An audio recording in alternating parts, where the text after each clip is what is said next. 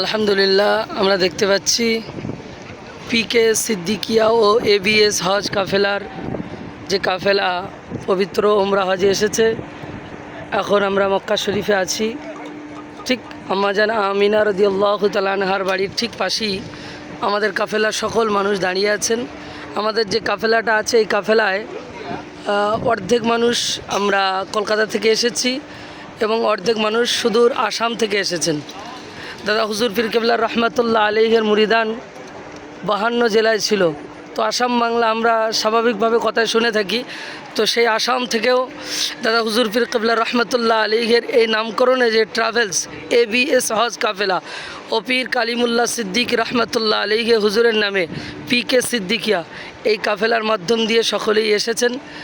এখন আমরা সফরে এসেছি, ঘুরছি, দেখছি আম্মাজান আমিনার ঘর, আম্মাজান খাদিজাতুল কুবরার ঘর, বিভিন্ন জায়গায় ঘুরছি।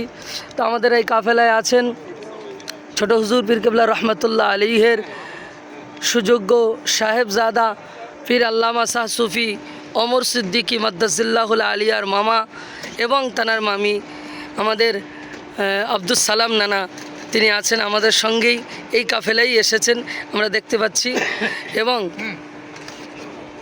এবং আমাদের আসাম থেকে এসেছেন মুরব্বী মানুষ, সুফি সাহেব, সকলেই আছেন।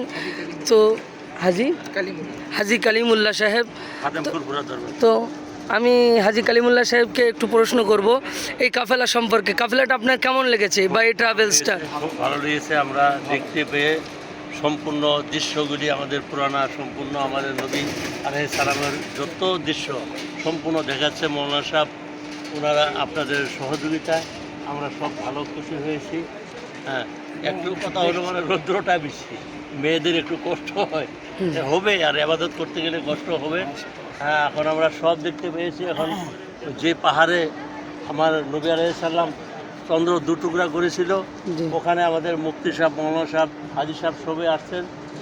এখানে ওই পাহাড়ের পাশে আমরা দাঁড়িয়ে আছি। দাঁড়িয়ে থেকে হামামকে দেখতেছি, এই যে দুষ্ট আবু জাহেলের ঘর হামাম, ওখানে আমরা এই যে দেখতে পাচ্ছি দুষ্ট আবু জাহেল, যেটা দারুন নাদোয়া বলে খ্যাত ছিল, সেই ঘরটা এইটাই। জি, আমাদের আব্দুল সালাম নানাকে একটু জিজ্ঞাসা করব, যিনি ছোট হুজুর পীর কেবলা রহমতুল্লাহ আলাইহির সুযোগ্য সাহেবজাদা পীর